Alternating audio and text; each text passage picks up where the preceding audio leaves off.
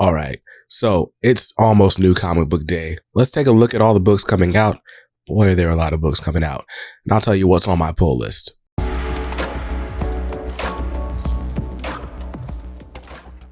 Welcome back to Comics Are Dope. I'm BJ Kicks, and this is The Pull List. It's my weekly series where I tell you what's on the pull list. I also tell you what's on the chopping block and what's on the maybe list I'm making a game day decision on. This week is stacked. There are a ton of comics coming out tomorrow, some coming out today if you're a DC fan. And we're going to go ahead and just get right to it. By the way, just got to say, my bad if I sound crazy. I'm trying to do this all in one take. I'm getting over a cold and it sucks. I have a headache right now. But anyway, lots of books coming out this week. The one that I am most excited for is the Milestone 30th Anniversary Special One Shot. This is a $10 prestige format issue, perfect bound, 96 page with a bunch of stories, an anthology issue, celebrating the 30th anniversary of Milestone Media. Yes, they started publishing back in February 1993. And here we are 30 years later. Milestone, they kind of had a great run for about 4 years, closed the doors of their publishing house, and then they finally reopened. They went back into production back in 2020, was that when Milestone Returns came out? And there's all this rich history in between that some parts never really got like full closure, and we weren't really able to celebrate it like that. But anyway, now that Milestone's back, they are celebrating the rich heritage that they have while also ushering in a new era, a new slate, a new crop of creatives, just kind of as the Milestone way has always been. So in this issue, we've got a story, which is probably what I'm most looking forward to. We got a story featuring the old versions of the Milestone characters meeting up with their new counterparts. So that's going to be interesting how those worlds collide, We also got a story featuring Rocket, in her future self as Icon. No spoilers, my bad. And then also there is a story by Nicholas Draper Ivey featuring Static Beyond teaming up with Batman Beyond like they did in that old Justice League episode. So lots of cool stuff in this special. Like I said, 96 pages of action featuring a who's who of talented creators, even Milestone Initiative alums. So really great stuff. That's got a cover price of $9.99. I'm definitely grabbing cover A, but I also might grab the Nick Draper Ivey cover featuring Static and Batman Beyond. And I'm going to try to stay away from any other covers because it's already a $10 book, but definitely a great book. Now, let's move on to the rest of my DC Comics pull list, starting with Batman Superman, the World's Finest, issue 13, written by Mark Waid, art by Dan Mora. I can't lie, I'm almost perpetually behind on this series. I'm only one issue behind, but I mean, you know what's going to happen. I'm probably going to forget to read this one, and I'm going to end up reading it on DC Universe Infinite anyway. So this series is probably on the chopping block after this issue, but I will go ahead and grab this issue since I did pull it. World's Finest, issue 13. It's just been a fun series. It's a ridiculous, it's not so much like ridiculous fun, but it's like, sort of classic versions of these characters doing fun things. With so much on the pull list, I don't know that I have room for it because it's never really at the top of my reading pile. But World's Finest 13 has a cover price of $3.99. I'm grabbing cover A. Next up on the list from Christopher Priest is Black Adam issue number 9. Now, Black Adam already kind of, I don't want to say suffers, but it does kind of suffer from Priest's writing style being, non-linear. You might be confused, and stuff's going to start to kind of come together in these next 2 to 3 issues, finally. But I am confusion, as they say. And what didn't help is that we lost Rafa Sandoval on art in issue 8. So it's not that the art is bad. Eddie Barrows is a great artist. It's just Rafa Sandoval brought something to those pages that I really, really loved through the first 7 issues. And he's since moved on to Action Comics. And I feel like this series is going to kind of lose steam a little bit. But hopefully the story still maintains the greatness that it's been. It's been a good story. I'm enjoying getting to know this kid Malik and his quest to save Black Adam. But anyway, Black Adam number 9's got a cover price of $3.99. I'm grabbing cover A. Next up, from Tom Taylor's Deceased, War of the Undead Gods number 7. Look, I'm battling a cold. I don't want to talk too much about anything really, but War of the Undead Gods, it's more Deceased. If you read Deceased and you became a Tom Taylor fan or a comics fan because of it, this is more of that. It's more like every page you turn, you're like, oh snap, what's about to happen? Yo, who's got a power ring? Who's doing this? Who's a zombie? It's all of that still. Tom Taylor at his Tom Taylor best. So, Deceased, War of the Undead Gods, issue 7 has a cover price of $3.99. I'm grabbing the cover A. By the way, the art by Trevor Hairsine, it's great. I don't know. I almost did this. I don't. So, let's move on to The Flash, issue 795. Look, ever since Flash started double shipping, I'm doubly behind, but issue 795 is part 6 or 7 of the 1 Minute War, and it's been a fun ride so far. I just can't keep up with this frenetic pace. Flash book being too fast for me. But anyway, it's got a cover price of $3.99. I'm definitely grabbing it because I'm trying to support Jeremy Adams through his entire tenure on Wally West Flash. Next up on the pull list is Nightwing, issue number 102. The Titans are back. The Titans are like the premier super team. And until the Titans book comes out later this year, if you want to read more Adventures of the Titans, you got to start in Nightwing. And so that's the pitch. I think I'm an issue behind on Nightwing as well, man. I gotta get caught up on my comics. I was doing good. I read everything I bought last week. I'm excited about that. I gotta get better at managing my time and my reading pile. But anyway, Nightwing 102. Cover price on it is $4.99. I feel like it didn't used to cost that much, but I'm grabbing cover A. And the last book on the DC pull list, but certainly not least, from Joshua Williamson and Jamal Campbell, this is Superman. Issue number 2. This is going to feature the introduction of a new villain, so this might be a difficult issue for you to grab if you didn't pre-order already, but it's going to be the first appearance of Marilyn Moon Knight, or at least the first full appearance. I think she had a cameo in the last issue.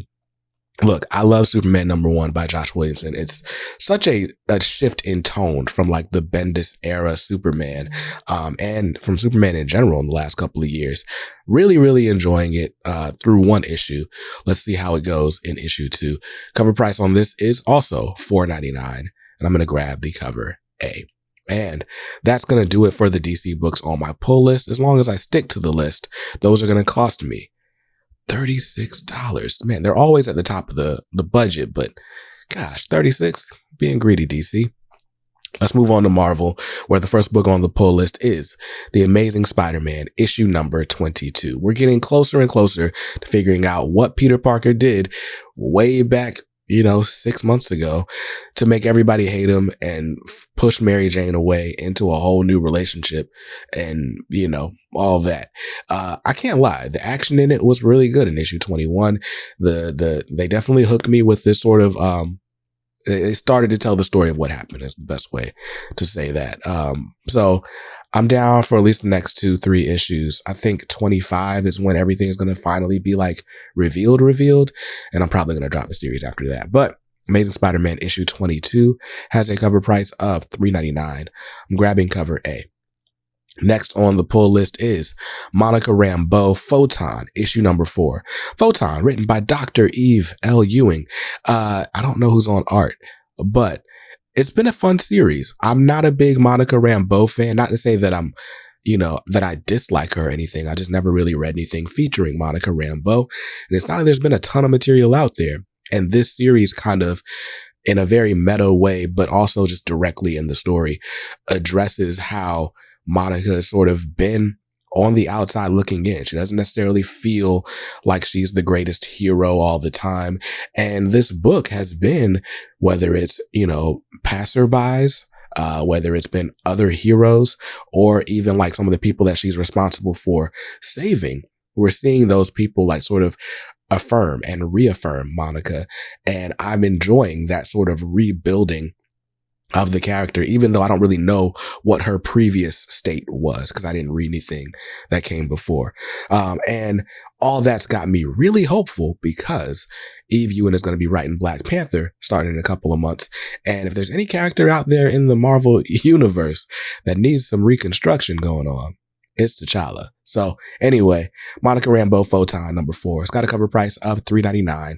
I'm grabbing cover A. And the last book on my Marvel pull list is Storm and the Brotherhood of Mutants, issue number 2. Storm is one of my favorite X-Men. X-Men Red was one of my favorite X-Men books, and Storm was featured heavily. And Storm and the Brotherhood of Mutants was definitely my favorite Sins of Sinister tie-in. But man, since that first one, we've gotten like 2 issues each of all the other tie-ins, the Legion of X, or the Nightcrawlers, and the Immoral X-Men, and I can't even lie. Sins of Sinister's about completely gotten me, like lost me. I just... But at this point, I'm more than halfway done with the event, so I might as well buy the rest of it, right? So we got 2 more issues of Storm and the Brotherhood of Mutants. I'm hoping that Al Ewing can turn this around for me personally, but this is 100 years in the future, and if those other 2 books didn't hook me, this one probably won't either. But I'm willing to give it a shot. Storm and the Brotherhood of Mutants, issue number 2. It's got a cover price of $3.99. I'm grabbing cover A. And that's it for the Marvel books on my pull list. If I stick to the list, those will cost me $12. Not bad, Marvel. DC, be more like Marvel. Quit being greedy. Now let's talk about the indies, the lesser known, the smaller publishers on my list. Starting off with a book from Source Point Press, which I think this is the first mention they've gotten on this channel. Ben Mortara and the Thieves of the Golden Table, issue number 1. This is one of those things that I just saw scrolling through the previews catalog, and I was like, that looks fun. If you're looking at the cover, there's a clear homage, a clear inspiration from the Indiana Jones franchise. I don't know how much they lean into it. I don't know if you would want to call it a complete ripoff. I don't know. But if you're into Indiana Jones, if you're into National Treasure and stuff like that, archaeological thrillers, then this is probably up your alley. And because I don't watch TV, it's a genre I haven't seen in a while. So I'm excited for it. Ben Mortara and the Thieves of the Golden Table, issue 1. I think it's a 4-issue series, but it's got a cover price of $4.99. I'm grabbing cover A. Now, this next book is actually on the maybe list. I don't know if I'm going to walk home or go home with this book tomorrow, but this from Image Comics is Dead Romans, issue number 1. So, it looks like a fun action book in the vein of 300. I saw some of the preview art and I was like, I don't know. It looks fun. It looks bloody. It looks action packed. Looks like it might be a little risque at parts, depending on, your sensitivity to things like that. I kind of stay on high alert for nudity and graphic imagery in comics. And with all that in mind, as like a disclaimer, of course, I'm going to thumb through it, see if it's for me. But also, my pull list is so bloated, I don't know if I can afford another book on the list. And that's why this is on the maybe list with a cover price of $3.99. If I did grab it, I wouldn't grab the cover A with just that helmet. I'd probably grab the cover B because it looks cooler to me. Who wants to guess how long this video would be if I didn't edit out myself blowing my nose all the time? Anyway, next up is Gargoyles, issue number 4. Look, I told you guys through 2 issues of Gargoyles, I was just real lost. I was like, maybe this isn't for me. Maybe this isn't for new fans. With issue 3, they finally hooked me. We got a basically a resolution for what had been going on in the previous 2 issues and a very nice setup for what's going to happen in the next 2 to 3 issues, I assume. And so with that, Gargoyles got me back in their good graces. I'm enjoying it. The art is decent. The story's great. Art's not bad. Decent sounds bad, but it's not a 10 out of 10. It's like a 7, 8 out of 10. And that's that. But Gargoyles, issue 4, has a cover price of $3.99. I'm getting that cover A because Goliath's my favorite gargoyle. Next up is Mighty Morphin Power Rangers, issue 106. Now, Mighty Morphin Power Rangers, I picked up with issue 101. Yeah, I didn't read 100. I read 101. That's where we got a new creative team. Melissa Flores is writing now. And Rita Repulsa is back. She's more powerful than ever. She's more determined than ever. And in issue 104, they gave us a pretty good reason for that. I haven't read issue 105 yet because I can't find it. 103 is right here. 104 is right beside it. I don't know where I put that book. I have an idea though. So when I read issue 105, then I'll read issue 106, which comes out tomorrow with a cover price of $3.99. I'm grabbing cover A. It's a good read. If you're a Power Rangers fan, grab it. If you're not, maybe don't, but it's good though. And I don't want to spoil anything. They're dealing with some of the tropes that you've seen in Power Ranger stuff, some of the stuff that makes it feel predictable. They're dealing with it. It's a good book. It's a good book. Word to my man Bunkmaster B. So that's $3.99. I'm grabbing cover A. And speaking of franchises that you know from when you were a kid and you feel like you can predict what's happening in them, Teenage Mutant Ninja Turtles issue number 138. Now, issue 138, like many others before, is a tie-in to the Armageddon game event, which I am severely behind on. Like it's probably more accurate to say I haven't really started it. That's how behind I am on the Armageddon game. And I have decided that when the Armageddon game is over, I am going to stop pulling Teenage Mutant Ninja Turtles. I always buy it. I always get sucked in because the covers are always great, particularly the Kevin Eastman cover Bs. But here lately, the cover As have been really, really good too. And don't get me started on the retailer incentives and stuff. But at some point, you got to stop the bleeding. With a pull list like mine, can't afford to be buying books and not reading them. And that's exactly what's going to happen with this issue of Teenage Mutant Ninja Turtles, issue 138. It's got a cover price of $3.99. I'm grabbing the Kevin Eastman cover B. And that's it for the indie books on my pull list. If I do not buy Dead Romans, I'm only going to spend $17. And that brings me to a whopping over budget total of $65 for this week. That's $15 over budget, which means I better not buy Dead Romans and I better not buy more than one copy of the Milestone Anniversary Special. Can't lie. It's a lot easier to not buy multiples of a book when the cover price is $10. There's just something about seeing the $10 that'll like turn me off, even though I will just as soon grab two $5 books off the shelf and replace it with and end up right back at the same total. Do you have weird psychology things going on like that too? Like, is it just me? Is it just me? It can't just be me. Speaking of things that aren't just me, this channel is not just me. It wouldn't be possible without our channel members who are scrolling up the screen right now. If you would like to support my terrible comics habit and content on this channel, then consider hitting the join button down below to be like these lovely people. And that's going to do it for me. Really appreciate you guys watching and sticking with me even through this terrible cold. Probably going to lay low on the channel, but hopefully I'll see you guys Thursday night for the hangout. And if we make it to Thursday, we're going to talk about how we can make comics and the comic buying habit better. I'll see you then. Until then, stay safe, stay awesome, and hopefully you're going to read something dope today. Peace.